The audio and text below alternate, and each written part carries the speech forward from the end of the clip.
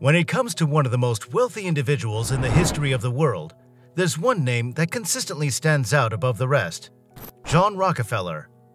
While you might be inclined to think of individuals like Elon Musk, Jeff Bezos, and Bill Gates as the titans of the financial world, did you know that John Rockefeller holds the title of the wealthiest person in American history? Rockefeller didn't just amass an extraordinary personal fortune. He also left an undeniable mark on the course of American history. In this video, we'll uncover the secrets behind Rockefeller's immense wealth. Instead of providing a conventional biography of Rockefeller, we'll discuss the key insights and incredible strategies associated with his business and success. You'll learn firsthand how Rockefeller's choices reverberated throughout the U.S. economy, igniting a transformation never before seen in history. John D. Rockefeller was born July 1839 in Richford, New York. His father made a living as a traveling salesman, often peddling dubious products, while his mother was a devoutly religious woman who taught important lessons to John about hard work and financial responsibility. Early on, it became evident that Rockefeller possessed a natural aptitude for arithmetic, a skill that would serve him well in his future career. Around the age of 14, the Rockefeller family relocated to Cleveland, Ohio, seeking new opportunities. John initially found employment working for local farmers before realizing his disdain for the physical demands of labor-intensive work. Motivated to improve his situation, Rockefeller enrolled in Folsom's Mercantile College. During his time there, he focused on his penmanship and mastering the art of bookkeeping. Despite several initial setbacks in his job search, Rockefeller eventually found employment as an assistant bookkeeper at a company called Hewitt & Tuttle. Here, he gained valuable experience and became increasingly involved in various trading activities undertaken by the firm. By 1859, Rockefeller had decided to strike out on his own and explore his entrepreneurial interests. He joined forces with Maurice B. Clark, pooling together a total of $4,000 in capital to establish the Clark and Rockefeller Company. Specializing in commission merchandising, their primary focus was the sale of produce. During the American Civil War, their company experienced significant success and profitability by supplying meats, grain, and hay to the federal government. Rockefeller proved to be a shrewd entrepreneur with a constant eye for fresh business prospects and an eager desire to enhance his earnings.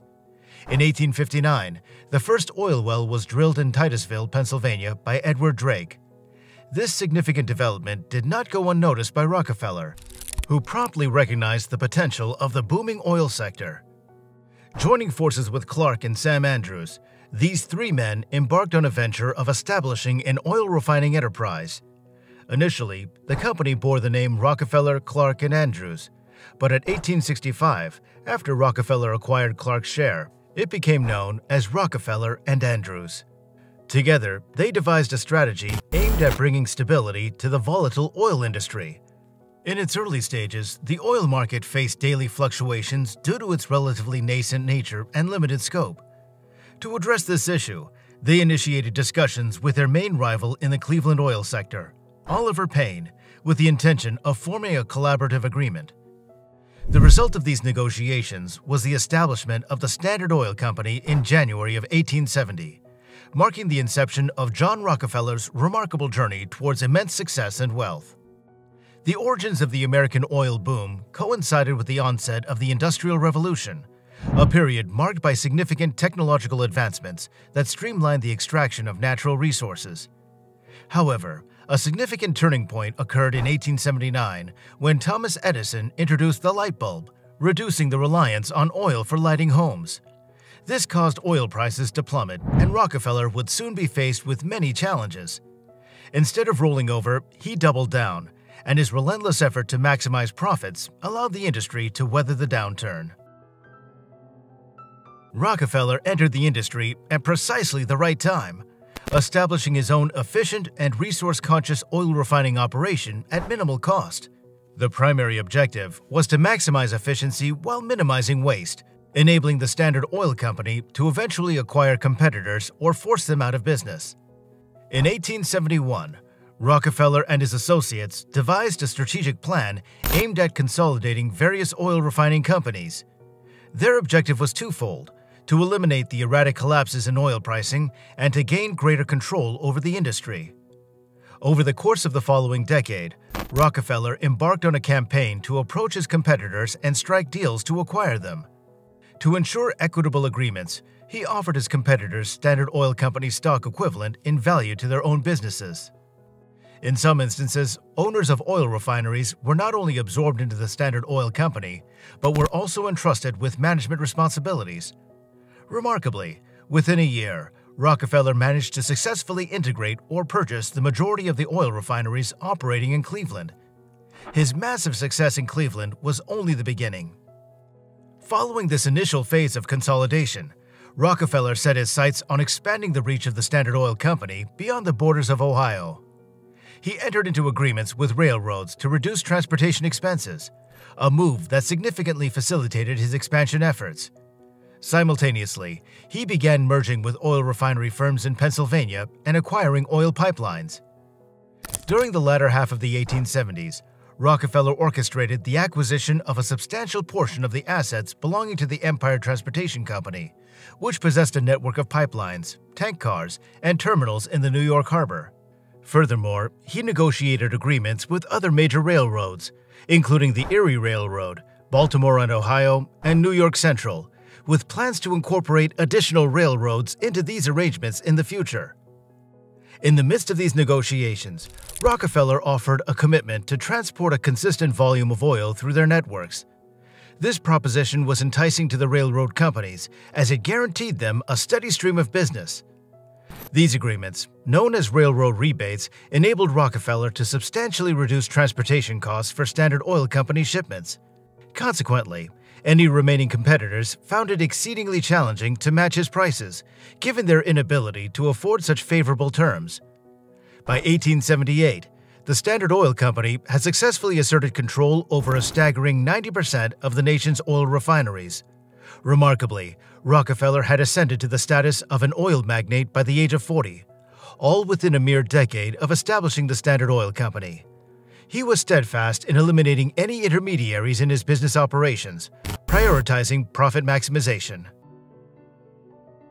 Over the subsequent decade, Standard Oil adopted increasingly aggressive business tactics, a trajectory that would ultimately contribute to the erosion of the company's monopoly status.